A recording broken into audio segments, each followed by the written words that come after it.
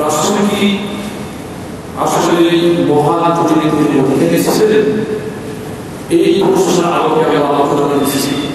আলোচনা শেষ হবে বাকি আলোচনা রাসূলুল্লাহ সাল্লাল্লাহু আলাইহি ওয়াসাল্লাম আল্লাহ রাব্বুল আলামিন শুধু আমাদের জন্য নয়, কিয়ামতের আগ পর্যন্ত যত মানুষ দুনিয়াতে আগমন করবে, যত মাখলুকাত দুনিয়াতে আসবে, শুধু মানুষ আর জিনদের জন্য অনুরূপ নয়। পৃথিবীর প্রত্যেকটা মাখলুকাতের জন্য, প্রত্যেকটা দর্শনের জন্য আল্লাহ পাক তার নবীকে বা হাবিবকে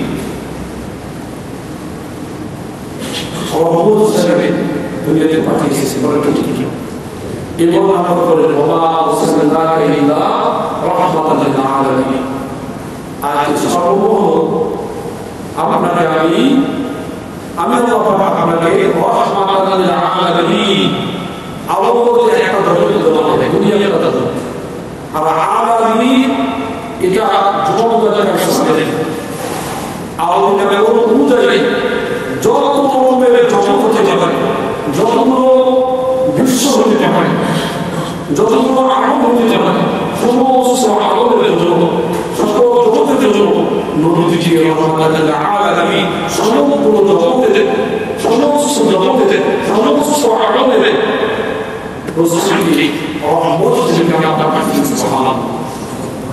এজন্য আল্লাহ তাআলা মুহাম্মদ রাসূলুল্লাহ উনি যেমন তেমন নবী সমস্ত রাসূলদেরকে নেতা সাইয়্যিদুল মুরসালিন, সমস্ত নবীদের নেতা সাইয়্যিদুল আম্বিয়া নবীকে বলা হয় কাসাইয়্যিদুল কাওনাইন রাব্বুল মুরসালিন আখিরাতুল কবুল আউয়ালিন।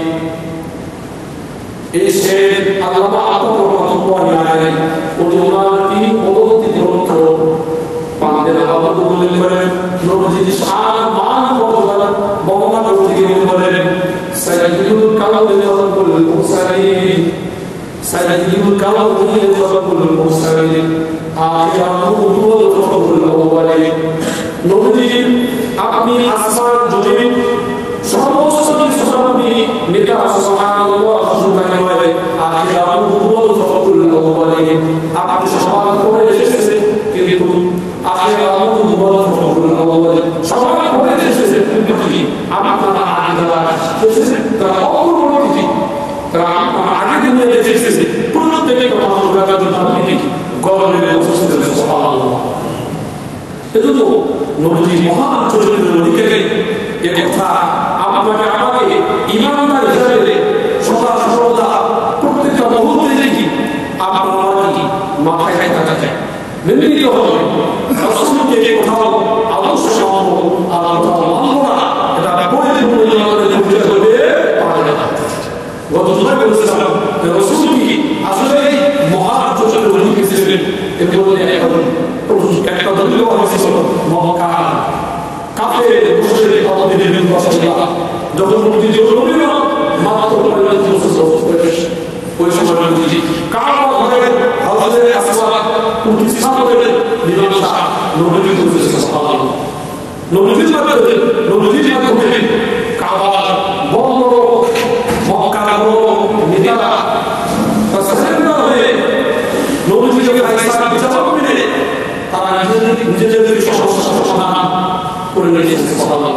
তারা বলছেন হাদা মুহাম্মাদুন, ইনি তো সেই মুহাম্মদ পুরা মক্কার নবী যাকে আমরা সর্বাধিক বিশ্বস্ত বলে মনে করি। সুবহানাল্লাহ।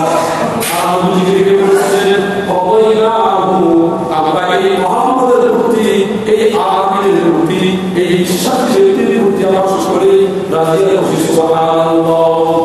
কাহাদা মুহাম্মাদুন, তারা বলছেন ইনি তো সেই মুহাম্মদ প্রশংসিত মুহাম্মদ। সুবহানাল্লাহ। মক্কার কাফেররা নবীজিকে বলার আগে নবীজিকে আল্লাহই বলেছেন, বিশ্বস্ত লোক বলেছেন, এটা বলেছেন মক্কার কাফেরদের মধ্যে মুহাম্মদের মতো সর্বাধিক বিশ্বস্ত আর দ্বিতীয় লোক নেই। এই কথা কারা বলেছেন? আবু বিজয় করেছে, উৎসব করেছে, খাইবা করেছে, বড় মক্কানি কাফেররা যারা পরবর্তী ইসলাম গ্রহণ করেনি তারাও কি কুফরি অবস্থায় নবীর মহান প্রতিনিধি তারা সাক্ষ্য দিতে বাধ্য হয়েছে, শ্রবণ দিতে বাধ্য হয়েছে।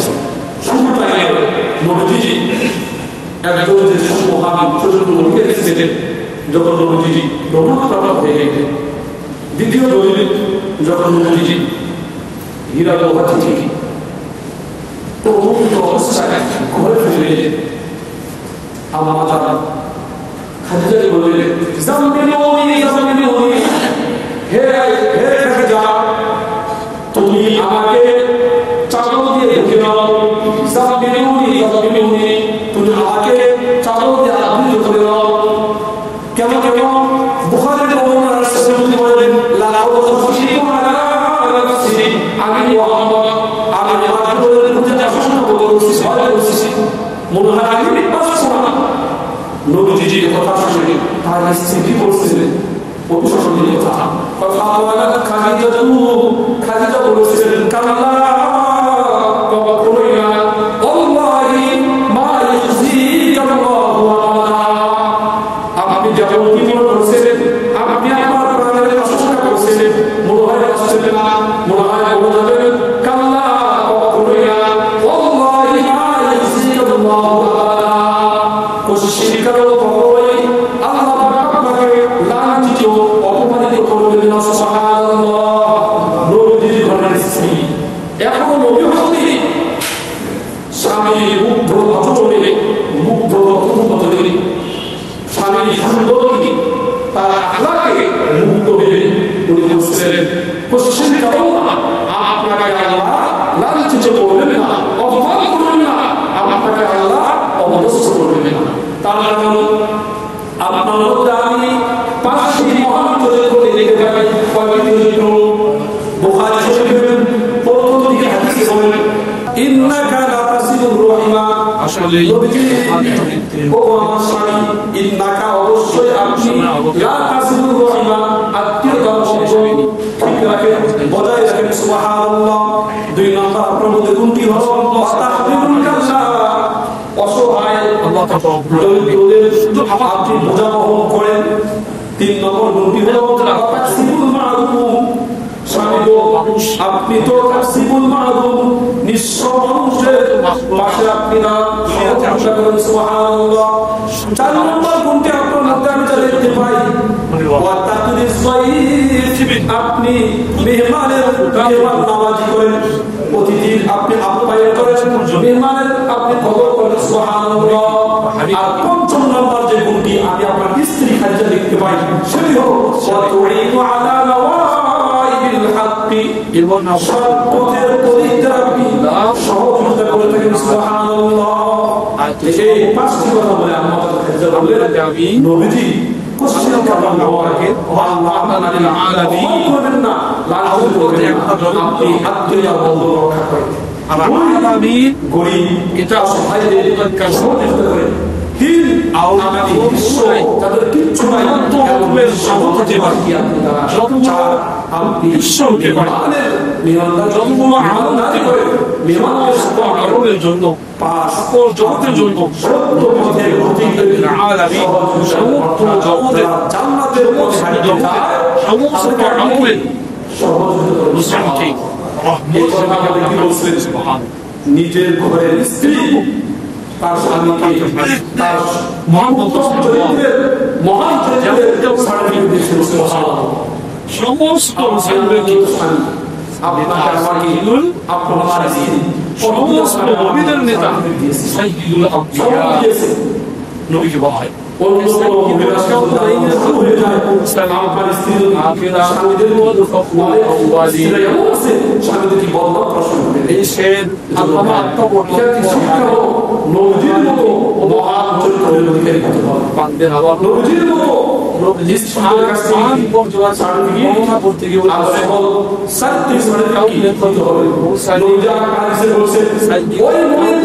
মুমিন ওই মুসলমান পাক্কা মুসলমান ওই নবী বড় চরিত্রবান আপনি আসমান জমিন চরিত্রের অধিকারী সমস্ত কিছু যার ঘরে তার স্ত্রী স্বামী সম্পর্কে উত্তম চরিত্র সার্টিফিকেট সুবহানাল্লাহ আপনি স্ত্রী বিদ্যা ওই পুরুষকে কেবল কি মহান চরিত্রের অধিকারী সবাই পড়ে এসেছে কিন্তু কি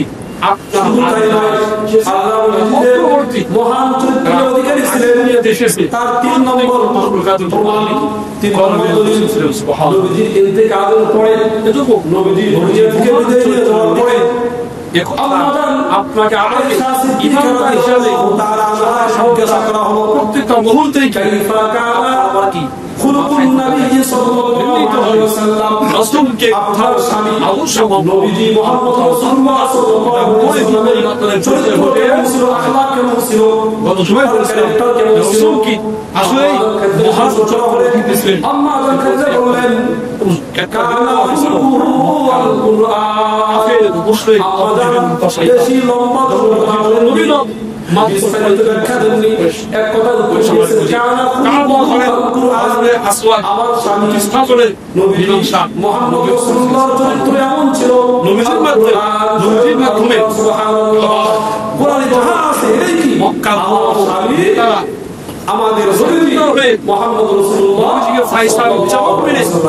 আর নিজেদেরকে সমস্যা সমাধান করে নিয়েছেন অন্য কোন নারী হলে বলেছেন আমার হাদা মুহাম্মদ ইনি তো সেই মুহাম্মদ বিভিন্ন ব্যাখ্যা চলে যেতে যাকে আমরা সাংবাদিক বিশেষ শাস্ত্র আয়েশা সিদ্দিকা রাদিয়াল্লাহু তাআলা কি অনুসরণে বুঝিয়েছেন কতইনা আপনারা মুহাম্মদের প্রতি এই আপাতি নবীজির চরিত্র ছিল আল কুরআন সুবহানাল্লাহ নবীজি হাজা মুহাম্মদ কি ছিলেন যিনি সেই মুহাম্মদ প্রশংসিত নবীজি মহান চরিত্র অধিকারী মক্কার কাফেররা 3 নম্বর করে নবীজিকে নবী বলার আগেও নবীজি যে মহান চরিত্রের অধিকারী বিশ্বাস করে করেছেন এটা বলেছেন মক্কা শহরের মধ্যে বর্তমান জমিনে মুহাম্মদের মতো সর্বাধিক বিশ্বস্ত আর দ্বিতীয় কোন লোক নেই কথা কারো বলেছে তার নাম হলো আমাদের খ্রিস্টান লেখক উৎসাহ বলেছে মাইকেল বলেছে বড় বড় মহিলা বললাম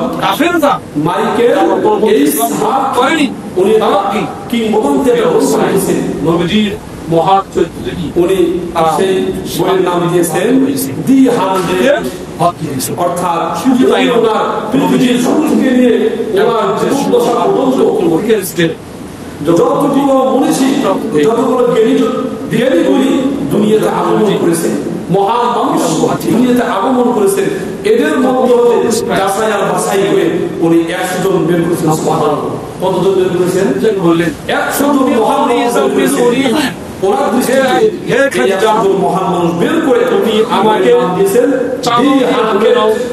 সেই বই রচনা করতে গিয়ে এই 100 আমাকে মধ্যে ওই বইয়ের কেন রচনা নবীজি বলেন লাগত কাশি আমি মোহাম্মদ আমি আমার জীবনের পূজা আশঙ্কা বোধ করছি ভয় করছি একটা আমি পারছি না কিতাবের মধ্যে আছে উনি যখন দেখলেন সকলের কথা সব কিছু উনি খাদিজা যাচাই করে দেখলেন বলেছেন কারণ ইসলামের নবী মুহাম্মদ রাসূলুল্লাহ সাল্লাল্লাহু আলাইহি ওয়াসাল্লামের মহান চরিত্রের অধিকারী এই 100 জনের মধ্যে আর কেউ রয়েছে উনি আপনি পূজা চর্চা করার চরিত্রে কোনো রেসপেক্ট না একদম সবাই বলে যাবেন দুর্গম দিকে আল্লাহ ভগবান যা আল্লাহ ইবাদ সিকাল্লাহ আল্লাহ এমন শিক্ষাও কখনোই আল্লাহ আপনাকে লাঞ্ছিত অপমানিত করবে বেঈমান কাফেরুল্লাহ নবীজির বেঈমান কাফের নবী হইনি ইসলামের নবীজিকে তারা কি সমর্থন করে না ধরি তেমনটা পছন্দ করে না সুন্দর পছন্দই করতো আল্লাহকে ঈমান করবে উনি বলছিলেন নবীজির হাতে হাত রেখে নবীজির পতাকাকে আপনি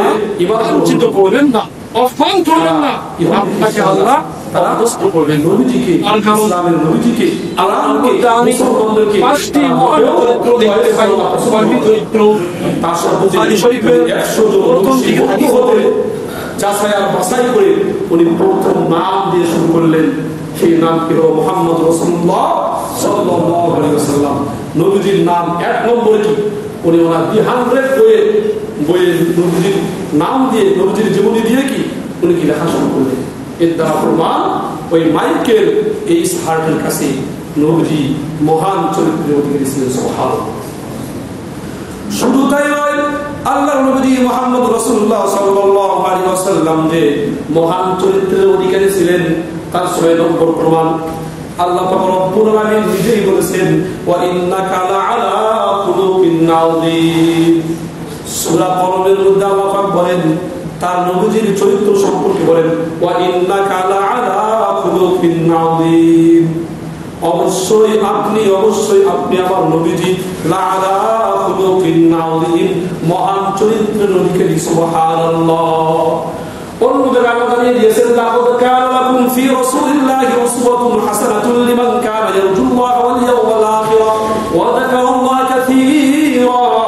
লাকাদ কানা লাকুম, অবশ্যই তোমাদের জন্য, ফি রাসূলিল্লাহি, আল্লাহর রাসূলের মধ্যে অর্থাৎ মুহাম্মদ রাসূলুল্লাহ সাল্লাল্লাহু আলাইহি ওয়াসাল্লামের মধ্যে উসওয়াতুন হাসানা, উত্তম আদর্শ, উত্তম মডেল রয়েছে। সুবহানাল্লাহ। তাহলে নবীজি যে মহান চরিত্রের অধিকারী, পৃথিবীর প্রত্যেকটা মানুষের জন্য আইডল, প্রত্যেকটা মানুষের জন্য কি মডেল, আর প্রত্যেকটা যুগের প্রত্যেকটা শ্রেণীর মানুষের জন্য নবীজি কি ছিলেন, আদর্শ ছিলেন। এই কথা বলা বাকি, আর কোনো প্রয়োজন আর ব্যাখ্যার প্রয়োজন পড়ে না। এজন্য একজন ব্যক্তি আরেকজন ব্যক্তিকে যে মহব্বত করে, যে গুণের কারণে ভালোবাসে, তাকে স্যালুট দেয়, প্রত্যেকটা গুণ নবীজির মধ্যে কি বিদ্যমান ছিল। সুবহানাল্লাহ। কাজেই নবীজিকে ভালোবাসা ছাড়া, নবীজিকে মহব্বত করা ছাড়া পরিপূর্ণ ইমানদার পাক্কা মুসলমান আদৌ হওয়া সম্ভব নয়।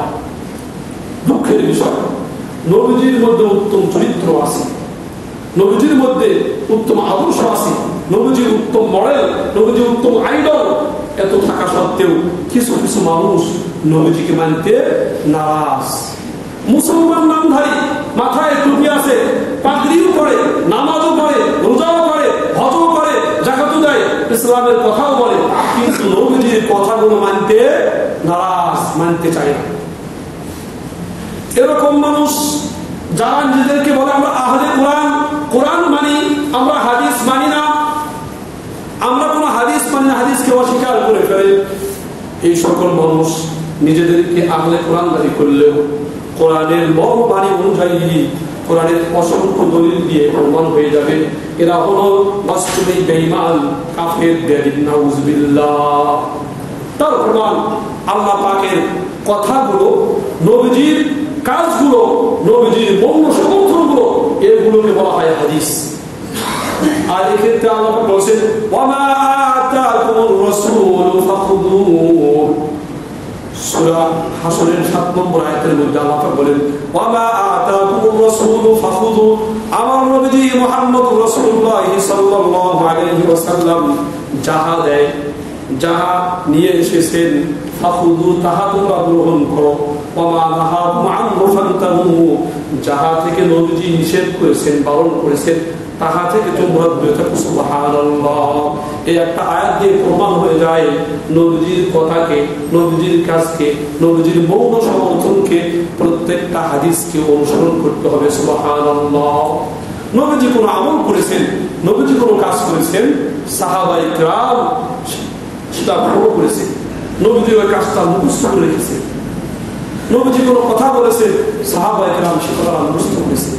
নবীজি দ্বীন হিসাবে কোন কাজ করেছে, সাহাবায়ে কেরাম সেই কাজটা মনে রেখেছে। নবীজি কোন কাজকে, কোন সাহাবীদের কাজকে সমর্থন করেছেন, সাপোর্ট দিয়েছেন, প্রমোট করেছেন, কোন সাহাবী কি সেটা মুখস্থ করে রেখেছেন। এর নামে হাদিস। এবং ওমা আতাকুমুর রাসূলু ফাখুযুহু, রাসূল যাহা দেয় তাহা গ্রহণ করো। ওমা নাহাকুম আনহু ফান্তাহু, নবীজি যাহা থেকে বারণ করেন, নিষেধ করেন, তাহা থেকে দূরে থাকুন। এর নাম ইসলাম। যদি কোনো ব্যক্তি বলে যে আমি হাদিস মানি না, আমি কোরআন মানি, আপনারা বলেন এই আয়াতের মর্ম অনুযায়ী সে কি কোরআনকে মানলো? কোরআনের আয়াতের মধ্যে একটি আয়াত, ওমা আতাকুমুর রাসূলু ফাখুযুহু, রাসূল যাহা দেয় তাহা গ্রহণ করো। ওমা নাহাকুম আনহু ফান্তাহু, নবীজি রাসূল যাহা থেকে নিষেধ করে তাহা থেকে দূরে থাকো। রাসূল হাদিসের মাধ্যমে একটা কাজ করতে আদেশ করেছে, আর একটা কাজ করতে নিষেধ করেছে, এটা কি রাসূলের আদেশ নয়? এটা কি রাসূল নিয়ে আসেননি? অবশ্যই নিয়ে আসছেন। তাহলে আপনি যদি বলেন যে আমি কোরআন মানি হাদিস মানি না, আপনি তো এই আয়াতটা মানলেন না। আর কোরআনের কোনো আয়াত অস্বীকার করা ব্যক্তি যদি জেনে বুঝে করে থাকে, সঙ্গে সঙ্গে সে বেঈমান হয়ে যাবে, কাফের হয়ে যাবে। আর একটা আয়াতে আল্লাহ বলেন, ওয়ামান ইউতি'র রাসূল ফাকাদ আতা আল্লাহ, যে ব্যক্তি আমার রাসূলকে অনুসরণ করলো, আমার নবীজির আনুগত্য প্রকাশ করলো, আমার নবীজির অনুকরণ করলো, ফাকাদ আতা আল্লাহ, সেজন্য আমি আল্লাহর অনুসরণ করলো, আমি আল্লাহর আনুগত্য প্রকাশ করলো, আমি আল্লাহর অনুকরণ করলো। সুবহানাল্লাহ। এই আয়াতের মর্ম সূরা নিসা ৮০ নম্বর আয়াত। আল্লাহ জানিয়ে দেন যে যারা আমার নবীজির আনুগত্য প্রকাশ করলো, তারা যেন আমি আল্লাহর কি আনুগত্য প্রকাশ করলো। সুবহানাল্লাহ। আপনি কোরআন মানবেন, নবীজির হাদিস মানবেন না, তাহলে আল্লাহ কি মানা হবে? কোশ্চিন কেন? এজন্য কোরআন ছাড়া শুধু কোরআন মানা, হাদিসকে বাদ দেওয়া, এটা পরিপূর্ণ ইমানদারের কাজ নয়। একটি ক্ষেত্রে সে বেঈমান হয়ে যাবে। তার কারণ হলো কোরআন হলো এটা থিওরিক্যাল, আর নবীজির হাদিস হলো প্র্যাকটিক্যাল। নবীজিকে বলা হয়েছে ওয়াইন্নাকা লাআলা খুলুকিন আযীম, নবীজি আপনি মহান চরিত্রের অধিকারী। নবীজি এই দুনিয়াতে আগমন করার পরে যাহা যাহা করেছেন, যে কাজ যেমন সম্পাদন করেছেন, সেটি হলো কি? এটা জীবন্ত কোরআন। কোরআন হলো থিওরি, আর নবীজির আমলগুলো হলো প্র্যাকটিক্যাল। আমরা সহজেই বুঝতে পারি, দুনিয়ার প্রত্যেকটা শিক্ষার ক্ষেত্রে তিনটি করে জিনিস কি খুব জরুরি। দুনিয়ার শিক্ষার জন্য যেমন মূল বই প্রয়োজন হয়, অনুরূপভাবে এই মূল বই বোঝার জন্য একজন টিচার কি লাগে? টিচার আবশ্যক, শিক্ষক দরকার। আবার শিক্ষকের সাথে সাথে ওই মূল বই বোঝার জন্য কি একজন একটি কি গাইড বই প্রয়োজন। এই টিচারের পরামর্শ ক্রমে গাইড বইয়ের সহযোগিতা নিয়ে মূল বই কি বোঝা সম্ভব, নতুবা অসম্ভব। একটা ইংলিশ বই বুঝতে গিয়ে টিচার লাগে, আবার টিচারের সহযোগিতা নিয়ে কি একটা গাইড বইয়ের কি প্রয়োজন হয়। অনুরূপভাবে আখিরাতের শিক্ষা ব্যবস্থার জন্য এই কোরআনকে বোঝার জন্য আল্লাহ রব্বুল আলামিন একজন রাসূল পাঠিয়েছেন। এই নবীজি হলেন কি মুআল্লিম, শিক্ষক, টিচার। নবীজি বলেন ইন্নামা বুইসতু মুআল্লিমান, আমি নবীজিকে আল্লাহ পাক পাঠাইছেন, আল্লাহ পাক পাঠিয়েছেন, আমাকে পাঠানো হয়েছে মুআল্লিমান, শিক্ষক করে। সুবহানাল্লাহ। এই মূল কোরআনকে বোঝার জন্য আল্লাহ পাক তার নবীকে শিক্ষক রূপে মুআল্লিম করে টিচার হিসেবে কি পাঠিয়েছেন। সেই সাথে যেহেতু দুনিয়ার শিক্ষার মতোই আখিরাতের শিক্ষা বোঝার জন্য একটা গাইড বই প্রয়োজন। এই গাইড বইটি হলো কি হাদিস। সুবহানাল্লাহ। নবীজি এই কোরআনের ব্যাখ্যা যেমনি দিয়েছেন, নবীজি প্র্যাকটিক্যাল যেমন কি নিজে বাস্তবায়ন করে দেখিয়েছেন, সেই কথাগুলো, সেই কাজগুলো হলো হাদিস। এই জন্য হাদিসকে অস্বীকার করার কোনো সুযোগ নেই। কোরআন হলো থিওরি, আর হাদিস হলো প্র্যাকটিক্যাল। নবীজি কোরআন পড়ে পড়ে বাস্তবে হাদিসেই কি, অর্থাৎ নবীজি বাস্তবেই কি এটা দেখাই দিয়েছে। নামাজ কেমনে পড়তে হবে, নামাজ কেমনে পড়তে হবে, রোজা কেমনে করতে হবে। নবীজি নিজে রোজা রেখে, নিজে নামাজ পড়ে, নিজে হজ করে, নিজে যাকাত দিয়ে কি দেখে দিয়েছেন যে এমনি কি কোরআনের এই মূল কিতাবের এই আইন, এই বিধান, এই হুকুমকে পালন এমনি করতে হবে। যদি কেউ বলে থিওরিক্যাল শুধু মানবো, প্র্যাকটিক্যাল মানবো না, তাহার দাবি মিথ্যা। তার কারণ থিওরিক্যালের কোনো মূল্য নাই প্র্যাকটিক্যাল ছাড়া। আবার প্র্যাকটিক্যাল শুধু মানলে, থিওরি বাদ দিলে এর প্র্যাকটিক্যালের কোনো মূল্য নেই। এজন্য থিওরির প্রয়োজন আছে, প্র্যাকটিক্যাল কি প্রয়োজন আছে। আর সহজ কথা হলো, যদি কোনো ব্যক্তি বলে আমি শুধু কোরআন মানি, হাদিস মানি না, তাকে আমি বলবো আপনি নানে মুসলিম, আপনার কথায় কাছে কি সব থেকে অমুসলিম। কেমন করে? বুনিয়াল ইসলাম আলা খামস, ইসলামের মূল ভিত্তি হলো 5টি কাজ। বুনিয়াল ইসলাম আলা খামস, ইসলামের মূল ভিত্তি হলো 5টি কাজ। শাহাদাতি আল্লাহ ইলাহা ইল্লাল্লাহ এই কথার সাক্ষ্য প্রদান করা আল্লাহ ছাড়া কোনো মাবুদ নাই, নবীজি মুহাম্মদ রাসূলুল্লাহ সাল্লাল্লাহু আলাইহি ওয়াসাল্লাম আল্লাহ পাকের বান্দা রাসূল। সুবহানাল্লাহ। 2 নম্বর নামাজ পড়া, 3 নম্বর রোজা রাখা, 4 নম্বর যাকাত দেওয়া, 5 নম্বর হজ করে আসা। এই 5টি কাজের আপনি একটি কাজও কি শুধু কোরআন মানলে করতে পারবেন না। প্রমাণ কোরআনে যত জায়গায় আছে ওয়াকিমুস সালাত, নামাজ কায়েম করো, ওয়া আতুজ যাকাত প্রদান করো, এই কোন কোরআন খান্ত কোরআন নামাজ কেমনে পড়তে হবে, হাত কখন উঠাবে, রুকু কেমনে করবে, সিজদা কেমনে করবে, কোরআনের কোথাও কি আল্লাহ পাক জানিয়ে দেননি। যাকাতের ক্ষেত্রে আসেন ওয়া আতুজ যাকাত, যাকাত প্রদান করো। যাকাত কোন সম্পদে কতটুকু যাকাত দিতে হবে, কোন সম্পদ যাকাত আমরা কিভাবে হিসাব করে দিব, কোরআনে কোথাও আল্লাহ বলেননি। শুধু বলছে ওয়াকিমুস সালাত, নামাজ কায়েম করো, নামাজ প্রতিষ্ঠা করো, ওয়া আতুজ যাকাত, যাকাত প্রদান করো। কোরআনের বক্তব্য শেষ। তাহলে নামাজের ক্ষেত্রে নামাজের এ টু জেড নিয়ম কানুন কোরআন এ সম্পর্কে মুখ খোলেনি। ফজরের নামাজ, জোহর নামাজ, আসর নামাজ, মাগরিবের নামাজ, বিভিন্ন নামাজ যেগুলো আছে সুন্নত নফল, এগুলো রাকাত সংখ্যা নিয়ে কোরআনে কোথাও বলা হয়নি। তাহলে আপনি যদি বলেন আমি কোরআন মানি, নামাজ পড়তে থেকে আপনি নামাজ পড়ার সাধ্য আপনার নাই। আপনি বলবেন এমনি নামাজ পড়তে হবে, আমি বলব মন করা ব্যাখ্যা, এ ব্যাখ্যায় নবীজি বলেননি, আল্লাহ বলেননি। কোন ব্যক্তির মন করা ব্যাখ্যাকে চলবে চলবে। এবার আসেন রোজা নিয়ে।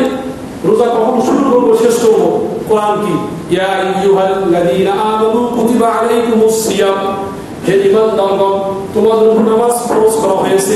ফরজ করছে না, তোমাদের উপর রোজাকে ফরজ করা হয়েছে। এই ফরজ রোজা কেমনে করবো, কখন শুরু করবো, কখন শেষ করবো, কোরআনে কোথাও বলা নেই। তাহলে বোঝা গেল নামাজও কি পড়া যাবে না, রোজাও রাখা যাবে না, যাকাত দেওয়া সম্ভব নয়। হজের ক্ষেত্রে আল্লাহ ওয়ালিল্লাহি আলান নাসি হিজ্জুল বাইতি মান ইসতাতা ইলাইহি সাবিলা, যাদের সামর্থ্য আছে তারা কি কাবায় গিয়ে হজ করে আসবে। কিন্তু হজের সিস্টেম কেমনে হবে, সাফা মারওয়া সাই কেমনে করবে, আরাফার ময়দানে কেমনে অবস্থান করবে, এবং জিয়ারতে কাবা তাওয়াফ কেমনে করবে, প্রদক্ষিণ কেমনে করবে, কোরআনে কোথাও বলা নেই। আপনি হজ করতে পারবেন। তাহলে কালেমা পড়বেন যে আপনি কালেমা কেমনে পড়বেন, সিস্টেম কোরআনে বলা নেই। কতটুকু বিশ্বাস করবেন, কোরআনে বলা নেই। তাহলে ইসলামের মূল ভিত্তি 5টা, কালেমা পড়া, নামাজ পড়া, রোজা করা, হজ করা, যাকাত প্রদান করা, এগুলো 5টা একটাও আপনি কি শুধু কোরআনকে মানলে, হাদিসকে না মানলে, নবীজিকে না মানলে অসম্ভব হয়ে যাবে। কোনো ইবাদত আপনি করতে পারবেন না। তাহলে যখন আপনার মধ্যে ইবাদত থাকবে না, তখন কি আপনার মধ্যে ইসলাম থাকবে, ঈমান থাকবে? যখন বলবেন নামাজ পড়া লাগবে না, শুধু নামাজ কায়েম করো, কায়েম কেমন করো, নামাজ কায়েম করো, এই কথা আপনি সাক্ষ্য প্রদান করেন, এই কথা আপনি স্লোগান দেন, তাহলে আপনার মধ্যে ঈমান থাকবে। ইসলাম বলতে কিচ্ছু থাকবে না, আপনি নিজেও কি ইসলাম থেকে বেরিয়ে যাবেন, আপনি বেঈমান হয়ে যাবেন। তাছাড়া হাদিস মানার ক্ষেত্রে কোরআন বলছে ওয়া ইয়ানতিকু আনিল হাওয়া ইন হুয়া ইল্লা ওয়াহয়ুন ইউহা। আল্লাহ পাক বলেন সূরা নাজমের মধ্যে 3 এবং 4 নম্বর আয়াতের মধ্যে বলেন ওয়া ইয়ানতিকু আনিল হাওয়া, আমার নবীজি যাহা বলেন মন গড়া কিছুই বলেন না। সুবহানাল্লাহ। নবীজির মুখ থেকে যে কথাগুলো বের হয়, নবীজি যে কাজগুলো করেন, এগুলো তো হাদিস। আর আল্লাহ বলেন ওয়া ইয়ানতিকু আনিল হাওয়া, আমার নবীজি মুহাম্মদ রাসূলুল্লাহ মন গড়া কিছুই বলেন না, কিছু করেন না। ইন হুয়া ইল্লা ওয়াহয়ুন ইউহা, নবীজিকে যে প্রত্যাদেশ, যে ওহী দেওয়া হয়, নবীজি কেবল তাই কি ব্যক্ত করেন। নবীজি সত্য কথা বলেছেন, মান কাযিবা আলাইয়া মুতাআম্মিদান ফালিয়াতাবাওয়া মাকআদাহু মিনান নার। যেই কথাটি আমি নবীজি নিজে বলিনি, এমন কথা যদি কোনো উম্মত আমার দিকে সম্বোধন করে বলে নবীজি বলেছেন, তো ফালিয়াতাবাওয়া, উচিত ওই ব্যক্তির সেজন্য বানিয়ে নেয় মাকআদাহু, তার আবাসস্থল জাহান্নাম। নাউযুবিল্লাহ। নবীজি বলেননি এমন কথা যদি কেউ মিথ্যা বলে নবীজির দিকে চালিয়ে দেয়, নবীজি বলছেন সে যেন তার কি আবাসস্থল জাহান্নাম বানিয়ে দেয়। নাউযুবিল্লাহি মিন যালিক। তাহলে নবীজির হাদিসগুলো সাহাবায়ে কেরাম সংরক্ষণ করেছেন। যারা আহলে কোরআন হাদিস মানে তারা আরো বলে থাকে এক কথা আমি যতটুকু বললাম এই আয়াতের মধ্যে এদের স্পষ্ট হয়ে গেল, নবীজি যাহা বলেন মন গড়া বলেন না। নবীজি যাহা আদেশ করা হয়, যে ওহী দেওয়া হয় নবীজি শুধু সেটাই শুধু ব্যক্ত করেন। কোরআনকে বলা হয় ওহী মাতলুব, পঠিত কি ওহী, আর হাদিসকে বলা হয় ওহী গায়রে মাতলুব, অপঠিত ওহী। কোরআন তেলাওয়াত করা হয়, হাদিস কি কোরআনের মতো তেলাওয়াত করা হয়, এতটুকু পার্থক্য। কোরআন হাদিস কোরআনের মধ্যে আল্লাহ বহু জায়গায় বলেছেন ইন্না আনজালনাহু ফি ইন্না নাহনু নাযালনা যিকরা ওয়া ইন্না লাহু লাহাফিজুন। অবশ্যই আমি আল্লাহ রব্বুল আলামিন কোরআনকে অবতীর্ণ করেছি, জিকিরকে অবতীর্ণ করেছি, এবং আমি আল্লাহ এই জিকিরকে হেফাজত করব। ওলামায়ে কেরাম বলেন এই জিকিরের ব্যাখ্যা দুইটা, কোরআন এবং হাদিস দুটো। অবশ্যই আল্লাহ পাক কোরআনকে নাজিল করেছেন, নবীজির মাধ্যমে হাদিসকে ব্যক্ত করেছেন। এই কোরআনকে এবং হাদিসকে আল্লাহ পাক নিজেই হেফাজত করবেন, সুবহানাল্লাহ। এজন্য হাদিসকে না মানলে কি ক্ষতি হবে? একজন ইমানদার বেঈমান হয়ে যাবে। হাদিসকে না মানলে কি ক্ষতি হবে? হাদিসকে মানা মানে আল্লাহকে মানা, হাদিসকে মানা মানে রাসূলকে মানা, হাদিসকে মানা মানে কোরআনকে মানা। আর যে ব্যক্তি হাদিসকে মানবে না সেজন্য কি রাসূলকে অস্বীকার করলো, আর যে ব্যক্তি হাদিসকে মানবে না সেজন্য আল্লাহকে অস্বীকার করলো, আর যে ব্যক্তি কোরআনকে মানবে না সেজন্য কি কোরআনকে অস্বীকার করলো। কোরআনকে যে অস্বীকার করবে সে বেঈমান হয়ে যাবে। এই কথাগুলো কেন বলতেছি? আজকে সকালবেলা একজন কলেজ অর্থাৎ ওই যে হাসপাতাল রোডে একজন মুরব্বীর সাথে আমার সাক্ষাৎ হয়েছে, নাম বলে চিনবে, নাম বলবো না। একজন দাঁড়িয়ে মুরব্বী, বয়স প্রায় 80 কাছাকাছি চলে গিয়েছে। উনি আমার একটা কথা আমাকে বলতেছে, হুজুর হাদিস মানার কোনো প্রয়োজন নেই, কোরআন মানলেই হয়ে যাবে, কোরআন মানার কোনো প্রয়োজনই নেই। আপনি এগুলো কি বলেন? আমি ওনার সত্য ধরে বসলাম, একদম কঠিন সত্য ধরে বসলাম, সেটা স্বীকার করাইছি। আপনি বলেন তো আলহামদুলিল্লাহ অর্থ কি? তো জানি না। কোনো সমস্যা না, মিথ্যা কথা। আলহামদুলিল্লাহ তো সকল প্রশংসা, সকল অর্থ কোথায় পাইলেন? তো জানি না। আপনি না যদি না বুঝে আপনি বললেন যে কোরআন মানলেই হবে, হাদিস মানার প্রয়োজন নাই, আপনি এটা কোথায় পাইছেন? কারণ আমি নিজে গবেষণা করি, আমি নিজে কি রিসার্চ করি। কারণ আপনার গবেষণা এতদূর পৌঁছে গিয়েছে, আপনি সূরা কোরআনের শুরুতে সূরা ফাতিহা আলহামদুলিল্লাহ আপনি পারেন না। তাহলে আপনি বললেন কোরআন মানলেই হবে, হাদিস মানার প্রয়োজন নাই, আপনার কথা বিশ্বাস করি কেমন করুন? আপনি তো মূর্খ, অজ্ঞ, জাহেল। একজন ডাক্তার সে কি চিকিৎসা বিষয়ে পারদর্শী, ইঞ্জিনিয়ার সে কি ইঞ্জিনিয়ার বিষয়ে পারদর্শী। অনুরূপভাবে একজন উলামায়ে কেরাম যে কোরআন হাদিসের আলেম, সে কোরআন হাদিস কি ভালো জানে। আপনি আমাকে বলতেছেন যে কোরআন মানলেই হবে, হাদিস মানার প্রয়োজন নাই, আপনি আমার থেকে বেশি জানেন। তাহলে আপনি তো একদম মূর্খতার পরিচয় দিলেন। সে সময় বললাম আল্লাহ আপনার হৃদয় দান করুন। আপনি যদি না বুঝে বলে থাকেন, আপনাদের খাস করে দোয়া করবো আল্লাহ আপনাকে মাফ করে দেবেন। আর যদি জেনে বুঝে বলে থাকেন, আপনি পরে ভুলের মধ্যে আসতে থাকে না, কোরআন মানার কোনো প্রয়োজন নেই। আমি ওনাকে ধরলাম নামাজ দিয়ে, রোজা দিয়ে, হজ দিয়ে, জাকাত দিয়ে। নামাজ পড়ি তো কেমনে পড়ে? তেমনি পড়ি, কোরআন কোথাও আছে? একদম মুরব্বী শেষে কি একদম চুপ হয়ে গেছে, আর কথা বলতে পারেন। আমি তখন বুঝলাম, ভাবছিলাম যে বড় সুন্দরগঞ্জে কি আহলে কোরআনের কি সমর্থক গোষ্ঠী ঢুকিনি। আজকে প্রমাণ হয়ে গেছে সুন্দরগঞ্জের মধ্যে কি আছে? আহলে কোরআন আছে। শুধু কোরআনকে মানে, হাদিসকে মানে, নবীজিকে মানে না। আমি ওনার দাওয়াত দিচ্ছি যে আপনি আমার সাথে কখন বসবেন, আপনার বাসায় আমি যাবো, আপনাকে আমি বোঝাবো, নয়তো আপনি কি উপজেলা আসেন। তাকে উপজেলা আমি যাবো না, তো কে উপজেলা সবাই 2 নম্বর, সবাই হারাম করবো। আমাদের মুরব্বী মাথা শিখছি না কেন? যারা সরকারি চাকরি করে সবাইকে হারাম খায়। আমি বললাম সরকারি চাকরি করে বেতন পাই না আমরা, বেতনটা হারাম নয়, হারাম। তাহলে আপনি হারাম কেন বললেন? যে সুদ খায় তাকে সুদ বলা যেতে পারে, যে ঘুষ খায় তাকে কি ঘুষখোর বলা যেতে পারে।